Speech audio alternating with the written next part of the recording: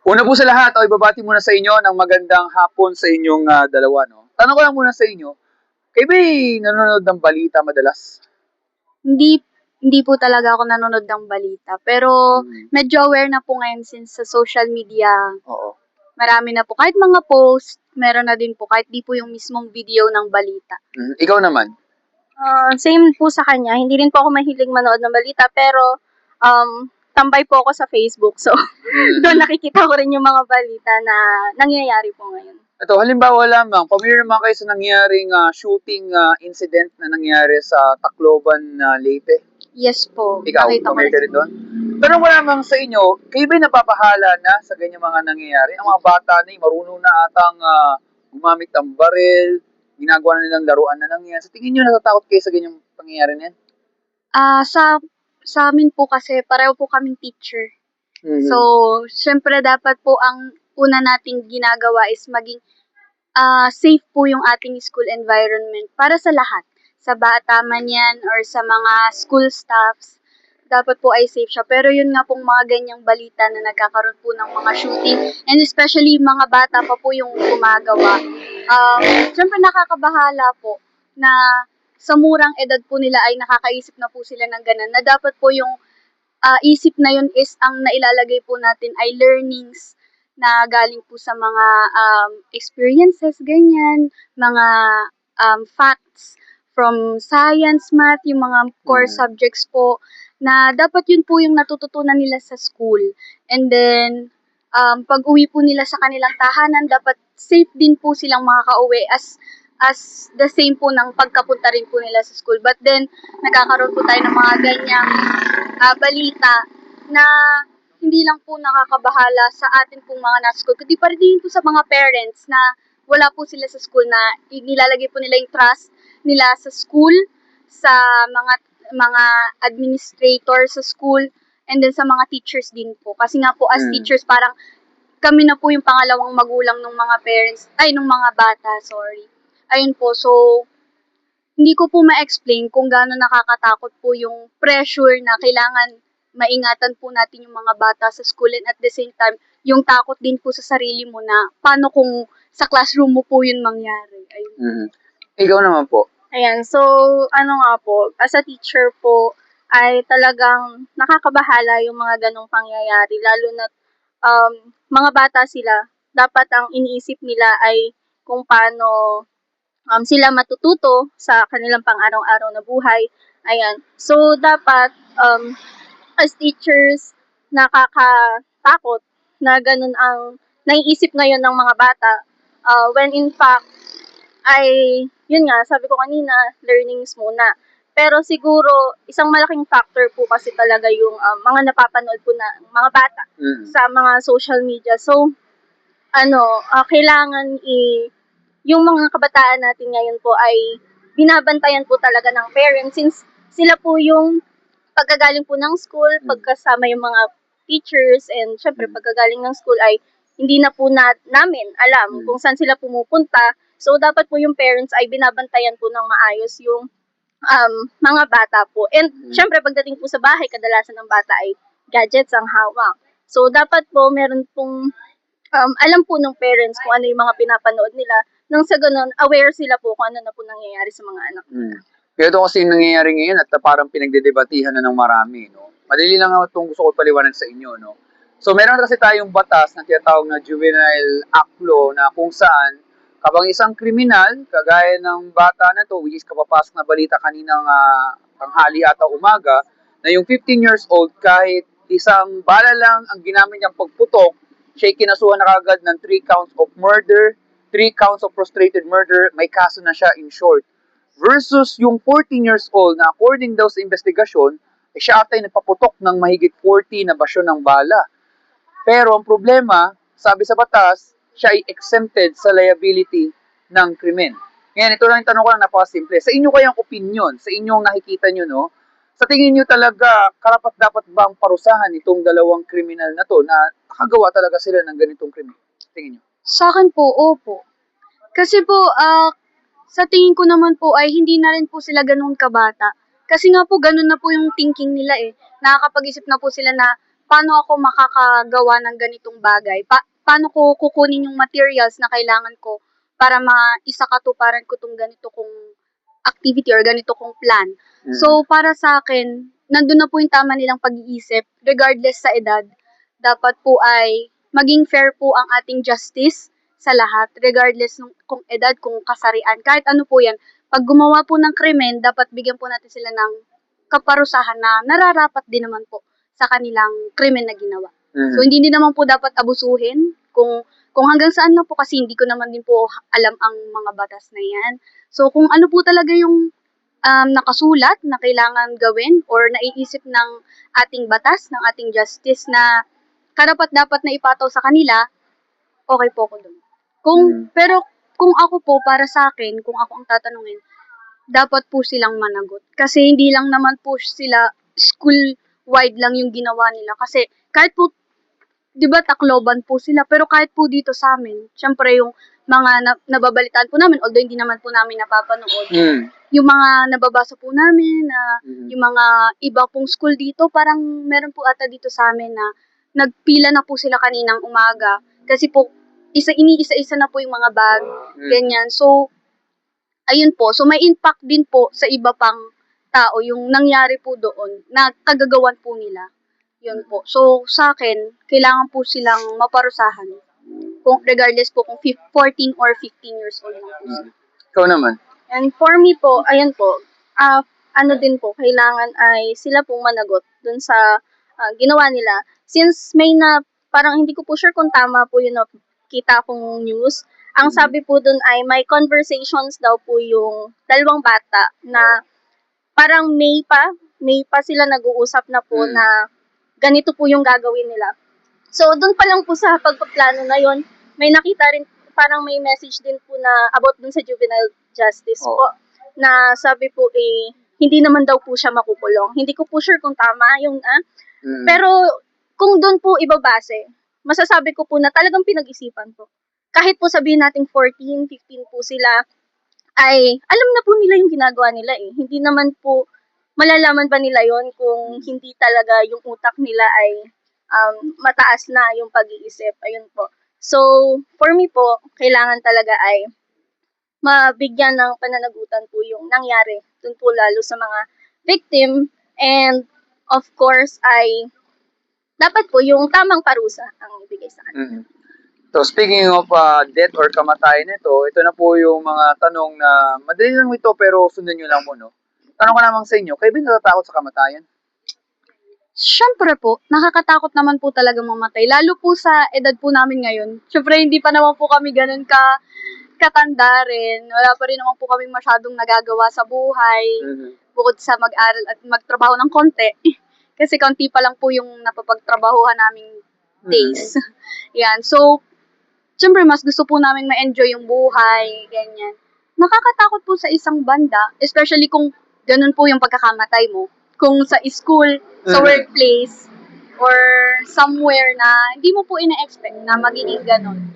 Pero, ayun po, dahil din naman po sa grace ng ating Panginoon, ay alam ko naman din po na lahat ay papunta rin naman po dun. Kaya, parang bittersweet. Parang 50-50. Kung mamamatay, edi okay. Pero kung takot ka mamatay, oo din. Yeah, parang 50-50 lang. Ikaw naman. Ayan po. Ako din, ganun, 50-50. Siyempre, madami pa akong ini-envision na mangyayari sa buhay ko. So, if ever na yung mga unexpected na pangyayari ang papatay sa akin, parang nakakasama naman ng loob. Ayan po. Pero, yun nga, alam naman natin na doon ang punta nating lahat. So, una-una na lang. Yeah. Nako. Halimbawa lamang, kunyari gusto nyong mabuhay na napakahabang panahon, ilang years gusto mo magtagal dito sa mundo na to kung bibigyan ka pagkakataon? Ako po siguro mga 105. Wow, 105. Ikaw naman. Ayoko po masyadong mahirapan sa buhay. So, Iiwanan mo na lang. iwanan ko na lang po siya. Sawa na ako sa kanya. Oo, no. Kaya siguro po mga 50 years pa.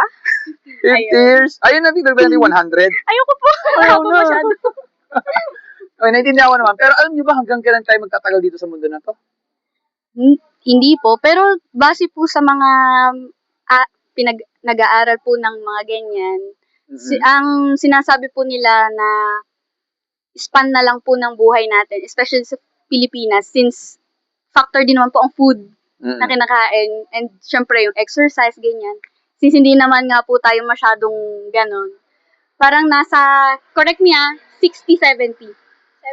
76. Mga 76, Ayan. sabi nga. Yun nga po. Pag So, sa parang, probinsya, 76. Pag nasa Maynila yun ata daw, po, mga, 74, yan, ayun nga po. So, base sa mga pag-aaral, hanggang doon na lang daw po. Pero, marami din naman pong iba na hindi na umaabot. Gawa po ng, minsan, iba-iba rin naman po ang causes ng pagkakamatay. Hindi lang din naman po sa old age. Ikaw naman.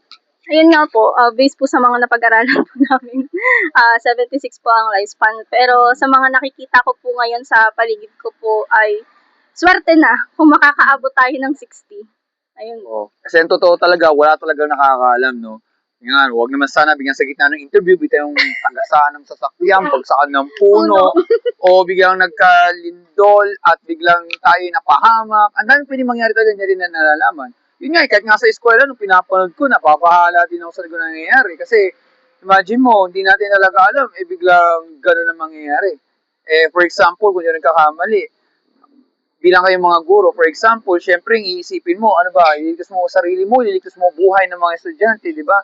Which is, kung kayo familiar din, yung isang estudyanteng natamaan sa balikat, namatay pala, na base sa mga comment, para bang nagsitakbuhan yung mga nakaligtas, at yung lalaki niya, umiwan na lang siya na para talagang sinakripisyo niya.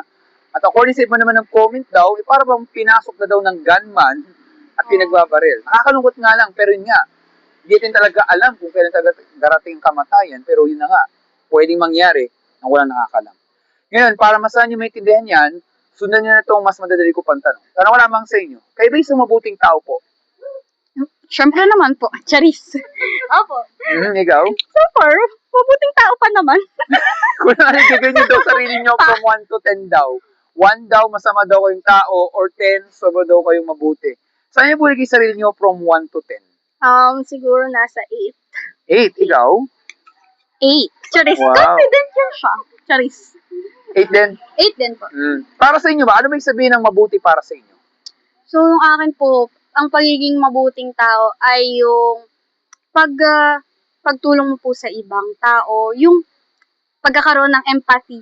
Yung parang naihilagay mo po yung sarili mo sa sitwasyon ng iba and nag-a-act ka po according sa pag-iisip na yun. Yung halimbawa po, kung ako yung nandun sa lugar na yun, paano ko gustong sumagot sa akin tong taong to.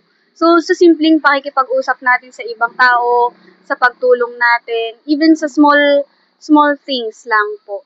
Yun, mapapakita po natin ang kabutihan. And of course, sa tulong din po ng ating Diyos. Ayan. So, alam naman po natin na ang ating Diyos ay mapagmahal, mapagpatawad. At lahat po yan ay kwalifikasyon ng isang pagiging mabuting tao. Kaya po, 8 din po yung nilagay ko sa sarili ko. Kasi hindi naman po ako perfect. Hindi naman po ako Diyos. At hindi naman po ako santo. Kaya, so, we try to be someone good naman. Pero, ayun nga po, hindi naman tayo perfect. Ikaw naman, para sa iyo, ano ba sabihin ng mabuti para sa iyo? Para sa akin, ang pagiging mabuting tao is, basta hindi ka gumagawa ng bagay or nag-iisip ng bagay na alam mong makakasakit sa ibang tao. Kasi once na nanakit ka na ng tao, syempre may maaapektuhan na yon. So, hindi mo alam kung anong magiging effect nun sa kanila. So, kung gusto mo maging mabuting tao, which is, alam ko naman na mahirap siyang gawin. I-put mo na lang yung sarili mo na pag ginawa ba to ng ibang tao sa akin, matutuwa ba ako? Ayun po. So, yun. Sabi nga nila, wag mong gawin sa iba yung ayaw mong gawin sa'yo. May liba yung magbasa ng dictionary? Tanong lang. Dati po. Kasi dati po ay nalaban po ako ng spelling bee. Oh, wow. Pero ngayon po ay hindi na po masyado since may trabaho na po. Ikaw naman? Hindi po talaga. Hindi po ako mahilig magbasa ng dictionary. Pero okay lang yan. Pero for sure naman, nagsasearch naman kayo kay Google pag hindi nyo alam sa salita. Yes. Okay. Bigyan ko kayo ng konting trivia o konting kalaman. Alam nyo ba, sabi po sa dictionary, para daw masabi na good o mabuti, yan po may kinalaman daw sa ugali ng isang tao. Dapat daw wala kang ginagawang masama, wala kang ginagawang krimen, wala kang ginagawang kasalanan, at wala ka daw sinasaktan na tao kahit sanggol. Ngayon, kung tama talaga ang sinasabi ng dictionary, sundan lang natin itong mga ibang katanungan na to. Kagaya nito, kayo po ba'y nakapagsinungaling po sa tanan ng buhay niyo po? Yes. Ikaw? Yes na. Yun ang problema, lahat talaga tayo guilty kasi yan ang matutuloy isang bata ang magsinungaling. Ito naman, kay Buba ay nakapagnakaw ng pera o gamit sa tanan ng buhay niyo po. Halimbawa lang ng gamit, mapalapis, ballpen, barya, may napulot ka sa kalsada, di mo nang binalik, o nung kayo ate estudyante, natuto kayo magnakaw ng sagot, magkopya ka sa exam or quiz sa tanan ng buhay niyo po. Kaya binakapagnakaw ng kahit anong halaga. Yes. Ikaw. Yes po. I think ata 99.99% ata lahat na tayo naranasan na natin Oh, yes yan. po. Lalo na sa mga kabataan. Kaya sa totoong buhay lang, kung nandyan na yung police station, matagal na tayong dinakip na at tayo kinasuhan na ng pagnanakaw kahit barya or ballpen. Kahit ba maliit na bagay lang yan, pero still, big deal yan. Kasi dyan na nagsisimula ang korupsyon at lahat-lahat. Kaya ang totoo, lahat tayo dyan ay guilty. Pero ito naman, kayo ba'y nakaranas na magalit isang tao? Yes. Ikaw? Yeah. Nawawala ba ang stress nyo pag nagagalit o lalong tumitindi po? Para sa akin kasi ako yung tao na ayoko nung nakikipag-away.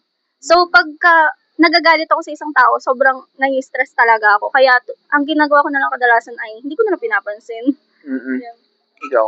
Sa akin naman po, pag nagalit ako, kailangan kong marant muna. Kailangan kong mailabas, then after nun, okay na. I see.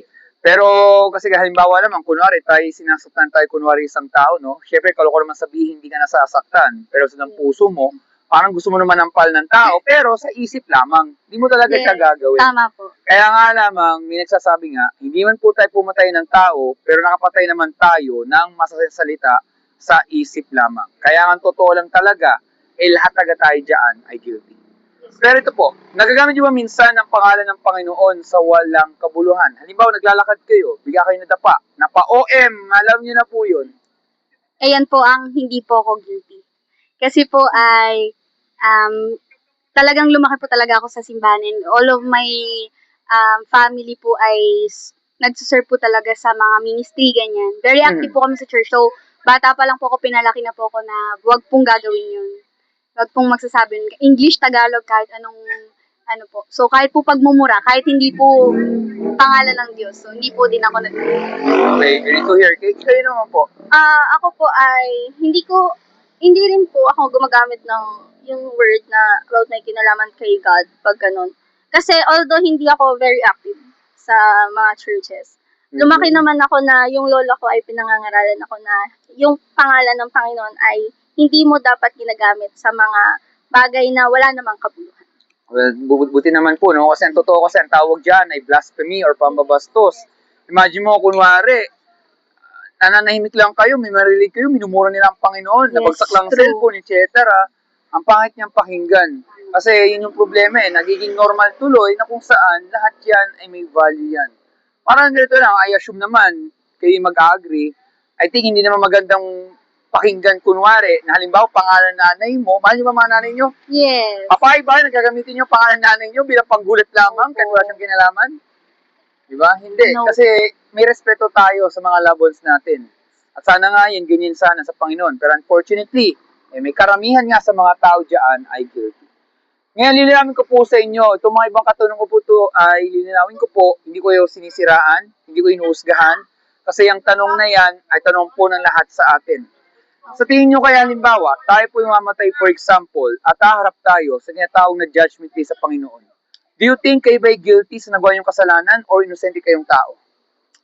So, ayun po. Magandang bagay na naitanong po sa atin itong judgment. Ano po, kasi marami pong iba na hindi po naniniwala dito. Parang wala daw po tayong after ng ating pagkamatay. Pero sa akin po paniniwala ay after po nating mamatay, tayo ay haharap po sa Panginoon at ipagsusulit po natin lahat ng ating ginawa dito sa lupa. And kung ako po tatanungin, ako po ay guilty. Wala pong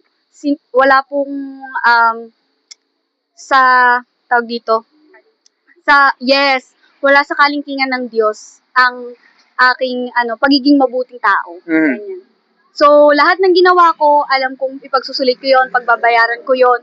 But, the thing is, gusto ko lang din i-share, take this opportunity na din po, no? Na i-share po sa lahat na tayo po ay mahal ng Diyos. At ang Diyos natin ay nagpapatawad. Kahit ano pa yan, kahit ano pa yung nagawa mo, ang Diyos ay magpapatawad basta tayo tumanggap, lumapit sa Kanya, at humingi ng tawad. Ayan po ang nakasulat sa Biblia na aking pinaniniwalaan. Kaya po, regardless sa religion, alam ko po na kapag lumapit tayo sa Panginoon, siya po ay magpapatawad at patuloy na magmamahal sa atin. So kung ako po, haharap man ako sa Panginoon na ako ay nagkasala simula nung pinanganak pa ako sa mundo. Kasi po, ang ating kasalanan ay namana na. Simula po kay Eva at kay Adan. Kaya po, simula po noon, ako ay nagkagawa ng mga pagkakamali sa aking buhay. Ngunit alam ko po na ang Diyos ko ay mabuti, nagpapatawad at patuloy na nagmamahal at tumatanggap sa akin. Kung kaya't hindi po ako natatakot sa aking judgment. Hindi po ako natatakot sa aking judgment dahil although guilty po ako, alam ko po na ako ipinatawad na ng Panginoon at siya po ang nagbayad ng aking mga kasalanan sa krus ng Kalbaryo. Ikaw naman. Of course po, masasabi ko po na guilty. Parang napaka-hypocrite ako naman kung sasabihin kung hindi ako guilty. Kasi alam ko naman yung mga bagay na masama na ginawa ko. Pero of course, gaya nga ng sabi niya, alam ko sa puso ko na ang Diyos ay mapagpatawad. At hanggat kung ako'y maghihingi ng tawad at taos puso siyan tatanggapin po, ay alam ko po na mapapatawad niya. I see. Pero sa tingin nyo, saan kayo pupunta kunwari pag kayo namatay, for example? Sa langit ba kayo pupunta o sa impyerno? Tanong lamang po. Hopefully sa langit, no? Wala naman pong gustong pumunta sa impyerno. Pero sa tingin ko naman po, kung ipagsusulit ko naman po ngayon ang aking buhay, ay alam po ng Panginoon na ibinigay ko po sa Kanya at inalay ko po ang lahat ng makakaya ko na gawin para sa Kanyang kaluwalhatian. So, malaki-laki naman po ang chance ko. Parang sa sarili ko, alam ko naman po na nagawa ko po yung kailangan kong gawin para sa Kanya. Ikaw naman. Ako po ay syempre, sino ba namang gustong pumunta sa impyerno? Pero alam ko rin po sa sarili ko na kulang pa yung ginawa ko para tuluyan akong makapasok po sa langit na tinatawag at maging tanggapin ng malinis doon sa Kanyang kaharian. Para kasing ganito lamang ini, parang halimbawa lamang may isang kriminal, kunwari, ang nagawa niyang krimen ay nagnakaw siya ng pera sa bangko. Nung siya hinuli ng mga pulis at sa dinala sa korte, ito po ang sasabihin ng kriminal sa judge. Judge, aminado po ako, guilty po sa nagawa kong kasalanan. Alam ko po na may mali akong nagawang krimen, pero baka naman po hindi naman sa kulong pupunta. Gusto ko rin po makalaya. Alam ko naman po wala may gustong sa mabulok sa kulungan. Parang pinapaliwanag lang. Pero ang problema pa rin kasi, dahil nasa korte itong krimen na to, itong kriminal na to, ang sasabihin pa rin ng judge, kahit naman siya mapatawad, sabihin na nating apalampas yan. Pero ang problema, may hustisya, may justice, so kailangan niyang pagbayaran. Kailan pa rin talaga siyang itapon sa kulungan. Tama po ba? Yes, I agree. Very, very strongly agree. Kasi po, ang law natin dito sa lupa ay iba sa law natin sa langit. Although same sila ng laman, iba po ang kaparusahan dito sa lupa dahil ang kaparusahan po natin kung sa langit or sa impyerno, Diyos po ang nasa gitna noon. Diyos po ang nagbigay ng Kanyang buhay para po mapatawad ang ating kasalanan. Spiritual po siya. Pero kung ang pag-uusapan po natin ay dito sa lupa mismo, meron po tayong mga batas at ang mga batas na iyan ay nagpapanatili ng ating kapayapaan, yes. So, dapat kung ano man yung nasusulat at kung kailangan man siyang baguhin para mas maging maayos tayo sa dito sa ating bansa. Ayan, so I agree po na kung ayun ang mas makakabuti at kung yun ang ipapataw ng kaparusahan, kung ano man yun, ay kailangan po itong tanggapin ng kung sino man po ang nasasaktan. Ikaw naman po. Ayan. So, yun nga, ang law natin ay pinapanatili ang kapayapaan dito sa ating lugar. Yan. So, if ever na may nagawa kang masama or against sa law, so dapat ina-expect mo na yan na pagbabayaran mo talaga yan. Mhm. So, at alam naman natin na kahit sabihin na nating magtatago ka, kung saan ka pupunta para lang hindi mahuli, pero dadating pa rin tayo sa punto na pagbabayaran natin ng mga Mhm. kasalanang ginawa natin. Kasi parang yung sinasabi ko po kasi parang ganyan din kasi ang sinasabi rin ng Bible. Sabi kasi sa Biblia, ang mga tao ng sinungaling, nagnakaw, nagtanim ng galit, at yung buong mga nagawang kasalanan man yan, magaan man yan o mabigat, Isa lang ginawa po yan. natin yan o sa isip lamang, pero sa mata ng Panginoon ay walang marating sa langit, hindi makikita ang karena ng Diyos kung hindi itatapon po sa nagabagang apoy o impyerno. Sa tingin nyo kaya, kayo po ba'y nag-aalala sa sasabi ng Bible, according to the Bible, na maaaring kayong dalawa po ay sa impyerno pupunta, subalit, hindi lang kayong dalawa, lahat tayo, kasi may nagawa talaga tayong kasalanan sa harap ng Panginoon. Kayo po ba'y nag-aalala sa sasabi ng Biblia? Sa sarili ko po, syempre, hindi po ako nag-aalala kasi nga po, alam ko nga po na ang turo sa amin ay pag tinalikuran mo yung kasalanan mo, tinanggap mo ng buo ang Panginoon, humingi ka ng tawad, at yun, basta nagbago ka na, and then tinanggap mo siya as your Savior, and then, okay na. Kasi dire-diretso na po yun eh. If you have faith na hindi mo na gagawin ulit yun eh. Talagang tatalikod ka talaga dun sa mga ginawa mo. But then again, it's not the same case sa lahat. No, it's sad. Kasi mostly, iba-iba nga po ng religion. And mahirap din naman po mag-impose ng sarili mong religion sa iba, especially sa mga solid din po. Kagaya ko, syempre, solid din po ako sa aking religion. So, ayun, mahirap po siyang i-impose din sa iba. And di din naman po dapat natin i-impose sa iba yung ating paniniwala kasi may iba-iba nga po tayo.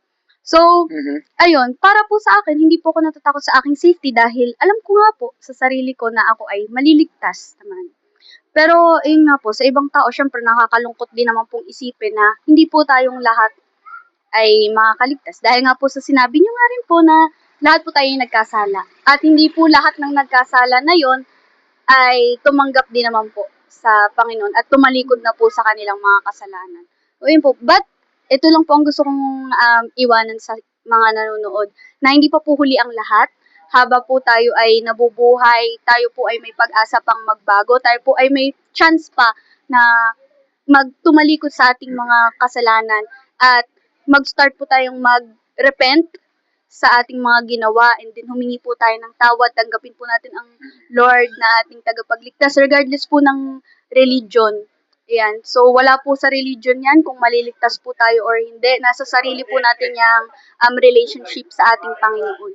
So, if you know na need mo nang i-repent, need mo nang tumalikod, if you are really, decided ka na magbago, I know naman na magagawa mo yun. Mhm. Ayan, so, for me naman po, syempre, nakakapangamba kasi pag naririnig mo yung salita na, yung mga naririnig na malapit na siyang bumalik sa mundong ito, syempre nakakaba.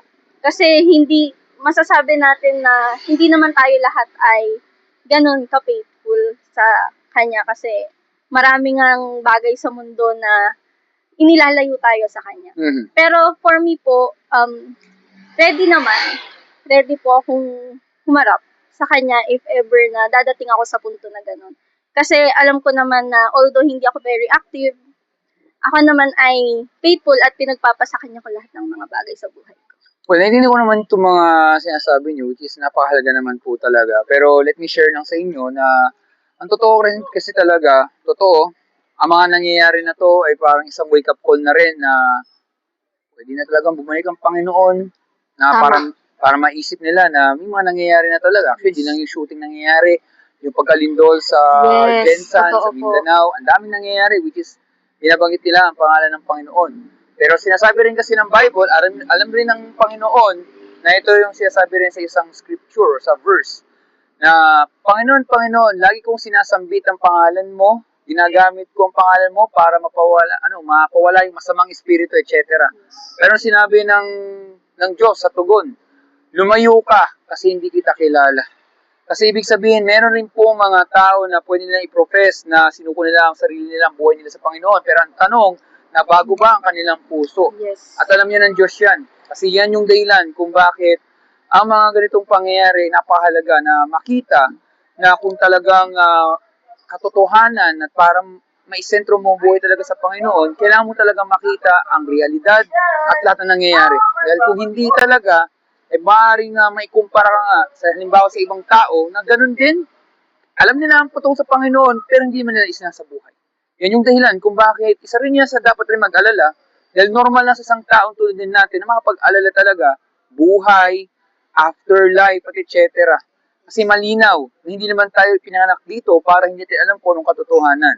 Pero yun yung dahilan kung bakit hindi rin po aksidente na nalalaman natin ito lahat-lahat dahil ang Panginoon talaga ay kumikilos sa lahat-lahat. Yes. Whether we like it or not, dapat naman talaga tayo mag-alala kasi po buhay naman talaga ang pinag-uusapan natin. Oo, biglaan lang itong interview na to, pero don't get me wrong po, wala akong masamang intensyon. Ako ay nagmamalasakit lamang bilang isang Pilipino katulad nyo. Very simple question. Mahal nyo ba sarili nyo? Yes, of course. 100%? Yes. 100%. Yes. Do you love your life? Of course. Tama lang, dapat lang. Tayo may perfectong tao. No. Oh, lahat talaga tayo nagkakamali. Yes. Kasi malinaw naman talaga, sabi rin sa Bible, no one is good, no one is righteous. Yes. All are fall short on the glory of God. Sa madaling salita lamang, wala talagang mabuti dahil lahat po tayo hagawa ng kasalanan. Kaya nga sabi rin sa Bible po, ang kabayaran sa tinagawang kasalanan ay kamatayan. Pero again, hindi ibig sabihin nito, after na pinag-usapan, para tong black magic na mamaya patay ng mga tao sa kausap ko. Hindi po yun ganon. Malinaw lang kasi na totoo talaga, dapat patay na tayo noon pa man. Baka dapat nga wala na kayo dyan sa tinatawag ng profession na bilang teacher, sabi nyo, sa totoo. Kasi patay na tayo from the first place. Pero bakit hanggang ngayon buhay pa tayo? Bakit wala pa nangyayaring patayan dito sa lugar na to? Hindi, yun yung reality, di ba? Bakit hindi to kulay-pula itong nakikita yung lugar na to? Yan yung dahilan kung bakit may isang salita na nagbabago pa rin ito sa lahat-lahat. I think alam niyo na po ito. Ano ba, familiar ba kayo sa salitang mercy? M-E-R-C-Y? Yes. Ano sa Tagalog nun? Is it awa? Tama. Kayo ba'y nahingi ng awa sa araw-araw? Yes. Kapatawaran, especially sa ating mga ginagawa sa araw-araw. Dahil even maliit na bagay, yung mainis ka sa katrabaho mo, talaga, ano mo yan. At the end of the day, Lord, sorry. Hindi ko sinasadyang mainis. Bigyan mo ako ng strength for tomorrow na makikita ko ulit siya, hindi na ganun yung pakiramdam ko. Even yung mga small na ganun. So, it's important na every day na we confess sa Panginoon kung ano yung mga nagawa natin and we ask for forgiveness. Every day. Kasi hindi nga po natin alam kung kailan tayo what if nung time na galit ka, puot na puot ka, and then time mo na pala yun. So, wala na tayong chance na bawiin yun. So, habang may buhay tayo, habang may chance tayo, dapat i-grab natin yun na i-try natin yung ating very best na maging, a good person. Wag ng perfect. It's just good. Just good lang. It's okay na. Naniniwala ka naman sa sabi niya? Oo naman, niniwala ako. Okay, kasi ganito yun eh. Kasi when you say kasi mercy o awa, yan ay paghingi ng tulong talaga sa Panginoon. Yung inamin natin, tayo po yung makasalanan, inamin natin, tayo po yung mahina, at tayo po yung nagpapakumbaba sa harap niya. Dahil kung wala nga talagang mercy, wala na talaga tayo dito sa journey ng buhay natin from the first place. Pag tayo humingi ng awa sa Kanya, and I think, alam niyo na po itong susunod kong sasabihin. Hindi ko na ito kailangan itanong kasi nababanggit niyo na many times, no? Tayong lahat ay makasalanan, di na sa Pilipinas, kundi sa buong mundo. Tama po ba? Pero yun nga, ang ginawa po ng Panginoon sa Kristo po, noong 2,000 years ago, siya po ay nagkatawang tao dito sa mundo na to. Wala siyang hinangad, kundi mahalin lahat ng taong tulad natin. Kinausap niya ng tao, hindi pa usong itong internet at lahat-lahat. Pero ang ginawa sa kanya, noong that time, hindi siya minahal. Siya ay tinalikuran, siya ay pinatay, ipinako sa krus ng Kalbaryo. At sa anong dahilan, wala siyang ginawang kasalanan, pero siya ay pinatay. Ayoko lang ikumpara yung nangyaring balita, pero kagaya nito, ang batas dito sa mundo na to may kulang. Imagine mo, yung nangyari sa isang suspect na 14 years old, walang criminal liability. Pero sa ginawa ni Jesus, ni walang ebidensya, palalayain na yan ng korte yan, pero dahil sa korupsyon, mas pinili nila ang ibang taong palayain dahil lang takot sila sa katotohanan. At malinaw din sabi rin sa Bible na mga taong tulad din natin from the first place, alam na natin ang katotohanan pero pinagtatakpan. Or sa madaling salita, sa English, ito po ay parang kino-cover or surpassing. Kung tawagin natin, parang tinataklob ang katotohanan. Yan yung dahilan kung bakit maaaring napapansin nyo noong panahon nyo, Kung may nagawa kayong mali, nagmamangmangan na lang tayo. Tama po ba? Malinaw na ang Bible, hindi siya nanguhula at totoo na talagang may problema talaga ang puso natin dahil nga sa bunga ng kasalanan. Yan yung dahilan kung ba talagang problema talaga nito. Pero nung pa man, si Jesus ay Panginoon na talaga. Kaya nga siya ay namatay sa krus, siya ay nabuhay sa pangatlong araw dahil siya ay Diyos, kung saan matagal niya na pong natalo na ang kasalanan, matagal na pong talong kasamaan at meron pong buhay na walang hanggan. Sa madaling salita po, para maligtas ang isang tao, wala yan sa mabuting gawa. Dahil ang kaligtasan po ay nasa biyaya o regalo ng Diyos. At may dalawang bagay po para makamit natin ito, bagamat ang kaligtasan ay sa Kanya lamang. Ano kaya yung dalawang bagay na yan? Nabanggit mo na yung sagot na yun kanina. Ano yung dalawang bagay kaya? Yan po. So, una po ay tanggapin po natin ang ating Panginoon as Lord and Savior. Yan po. And again, kapag po tinanggap na po natin, dapat ready na po tayo and decided na po tayo to turn back sa ating mga ginawang kasalanan. So, ayun, kapatawaran and then i-receive lang po natin yung grace, yung mercy na willing na din naman po niyang ibinigay sa atin. Hindi pa po tayo nandito sa mundong yon, pero yun nga po, nangyari na 2,000 years ago, no? Binigay niya po ang kanyang buhay para sa ating mga kasalanan, para tayo po ay mapatawad. How great! Ano po, kung gaano tayo mahal ng Panginoon. To the point na wala siyang kasalanan. Nabuhay siya, imagine, nabuhay siya as tao and even with flesh. Hindi siya natukso sa kahit ano. So, ganun ka-perfect yung ating Savior. To the point na kaya niya tayong iligtas lahat. With just His life. So, yes, para sa akin, wala lang, natutuwa ako. Hindi ko in-expect to. Kasi, wala lang. So, sobrang active nga po kasi ako sa church. So, ayun, parang a little reminder to me today. Kahit di siya Sunday. Na, it's good to meet people na kagaya niyo po. Sa madaling salita lamang po, yung dalawang tinutukoy dyan, yan yung una ay repentance. Nabanggit mo na kanina, yan yung pagsisisi sa kasalanan, talikuran, lumayo sa kasalanan, at baguhin ang kaisipan. Malinaw kasi rin sa Bible na ang binabanggit sa New Testament din ay repent and believe the gospel. Kaya nga, doon po pas yung una ay ang repentance. At ang pangalaw po ay ang pananampalataya or faith kay Jesus Christ as Lord and Savior. Repentance and faith. Pag nagawa natin yung dalawang bagay na yan, ay pwede patuwarin ng Panginoon, bibigay tayong bagong puso at isipan, at higit sa lahat po, anuman ang pagsubok na pigadaan natin, meron pong pag-asa. Hindi sa mundo na to, kundi sa Kanya lamang, at dahil doon, meron pong buhay na walang hanggan. So, bago po umalis, meron lang mabisa tanong lamang. Sa tingin nyo kaya, nagsasabi kayo ang totoo sa ating napag-usapan po? Yes, I believe you. I believe God. We have the same, baga we are in the same page. Kaya, and I really love it na you go different places. Parang missionary ka ba? Wala lang, yung parang nag-share ng evangelist. Kung yun. So, nakakatuwa lang kasi even ngayon, hindi Sunday ngayon, but still God remembers me, no? Na i-remind ako sa mga ganitong bagay. Kasi marami nang nangyayari sa mundo, and hindi lahat alam na ito yun. Ito yung meaning. Lang, nakakaiyak tuloy. Ikaw? Ayan, ako naman ay natutuwa din ako kasi since sobrang pack ng schedule namin ngayon. Hindi na kami nagkikita. Yeah, wala na rin kami. Sa totoo lang, hindi na ako makapunta man lang sa church namin. Ayun, so nakakatuwa na may mga taong pumupunta sa mga lugar na ganito para mag-share ng message of God sa mga tao, yan, kagaya nga namin na na parang minsan nagiging feeling ko sobrang kulang na ako kay Lord kasi yun nga wala na akong time, parang parang masakit sa puso. Pero yun nga dahil nga nandito tayo sa lupa, meron tayong mga deadlines, mga trabaho na kailangan gawin. So yun, maganda sa pakiramdam na makarinig ng mga salita ng Panginoon sa mga ganitong lugar. Pero pag-iisipin niyo po ba ating napag-usapan po? Of course, hindi naman din siya nawawala dapat.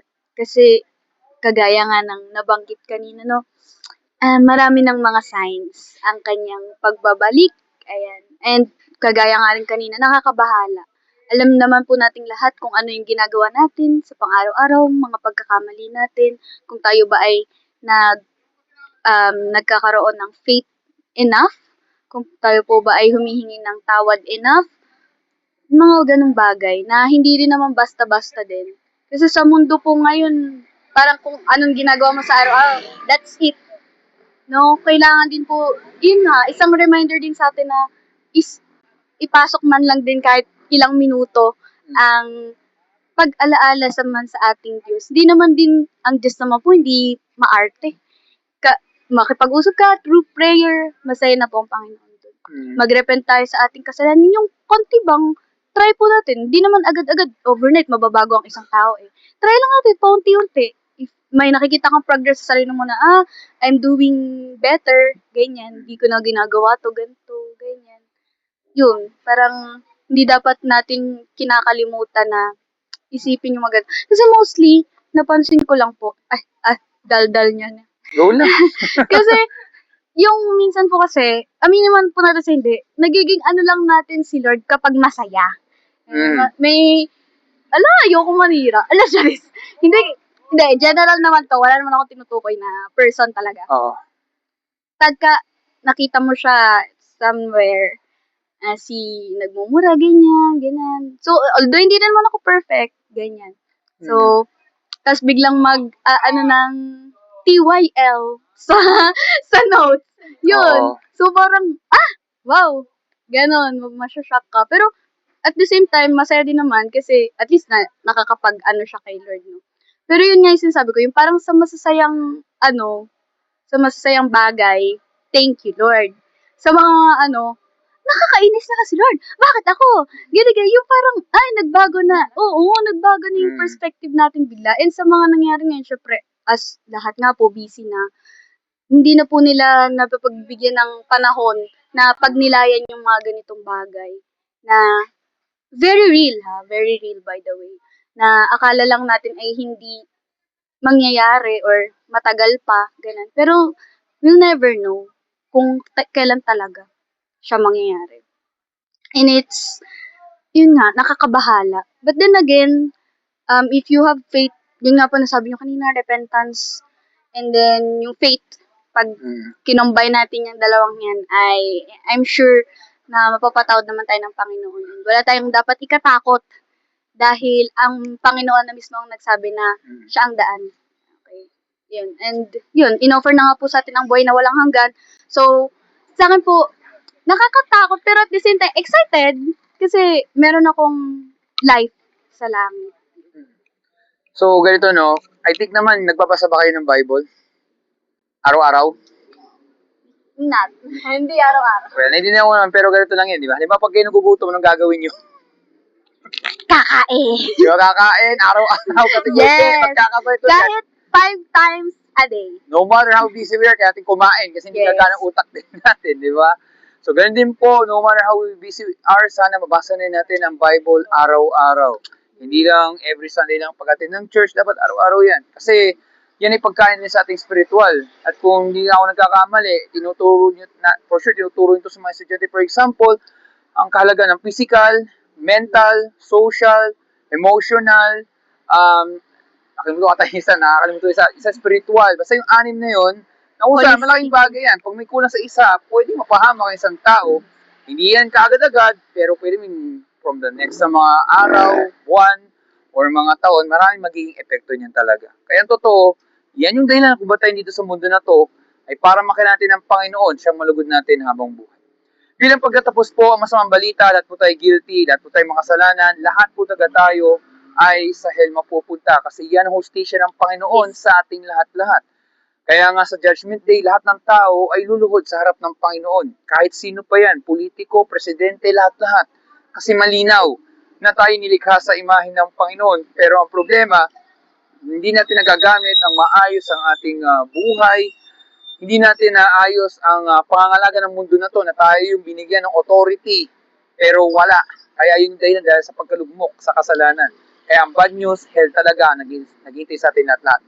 Pero mabuting balita, maraming maliligtas. Hindi nga lang po lahat. Yun yung totoo. Marami talaga mapupunta sa impyerno Pero hindi naman to isang class record sa school na si 1A hell, yung katabi mo, langit. Hindi po gano'n.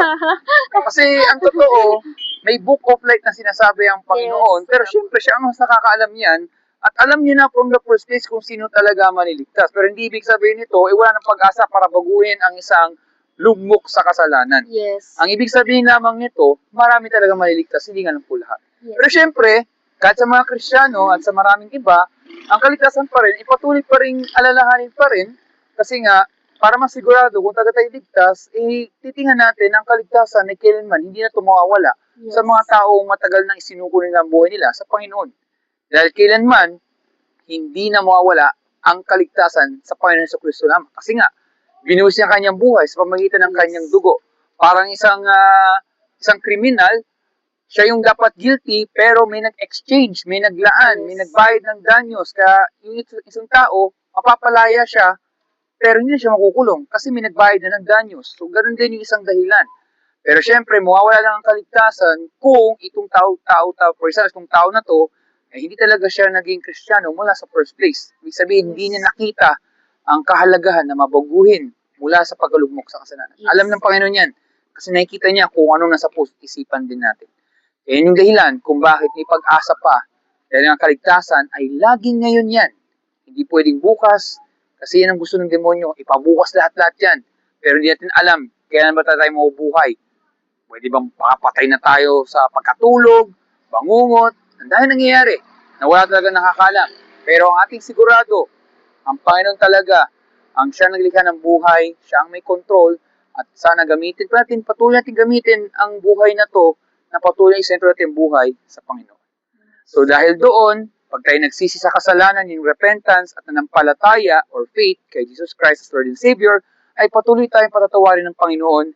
Bibigyan pa rin pa tayo ng puso't isipan na bago, at kung saan, anuman ang pagsubok na pagdaan natin, meron pong pag-asa. Hindi sa mundo na to, kundi sa Kanya lamang. At dahil doon, meron pong buhay na walang hanggan.